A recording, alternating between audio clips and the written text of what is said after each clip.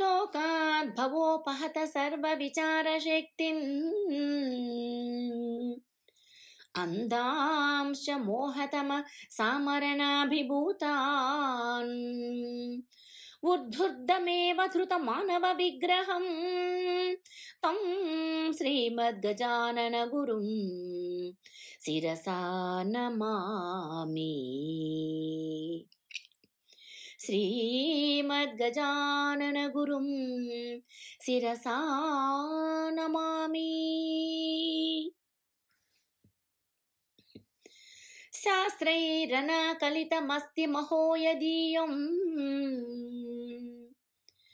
सम्बोधितं श्रुतिगणैर्वचनेन नेति आविर्बभूव सगुणान्वित तत्परन्तं श्रीमद्गजानन गुरुं शिरसा नमामि। श्रीमद्गजानन गुरुं शिरसा नमामि। यद्दर्शनात् भवति पुल्लतरं हृदब्जम् आन्तर्दधात्युतगणं मद मोहरूपम् अज्ञानघोरतिमिरस्य दिवाकरं तं श्रीमद्गजानन गुरुं शिरसा नमामि। श्रीमद्गजानन गुरुं शिरसा नमामि। कुण्ठं मनो भवति यद्विषये विचारे मुहुकायते च रसनास्तवने प्रवृत्ता तं भक्तिगम्यममृतं त्रिगुणैरतीतं श्रीमद्गजानन गुरुं शिरसा नमामि। श्रीमद्गजानन गुरुं शिरसा नमामि। सच्चित् सुखं परममङ्गलमात्मरूपम्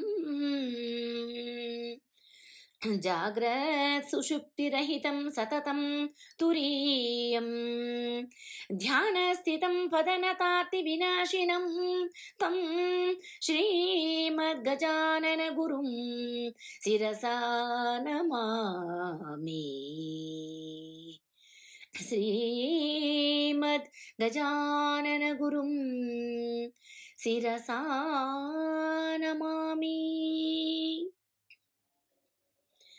पादोदकेन खलु येन सुधामयेन श्रीजानरावमरणं कृपया निरस्तम् मार्कण्डसूनुवरदं शिवरूपिणं तं श्रीमद्गजानन गुरुं शिरसा नमामि।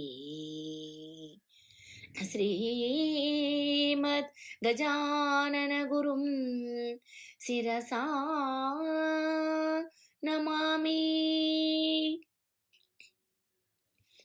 वापीं जलेन रहितां हचकारपूर्णां यो वारिणा सुमधुरेण निज प्रभावात् भक्त्या च शुष्कहृदयं सजलं करोति श्रीमद्गजानन गुरुं शिरसा नमामि।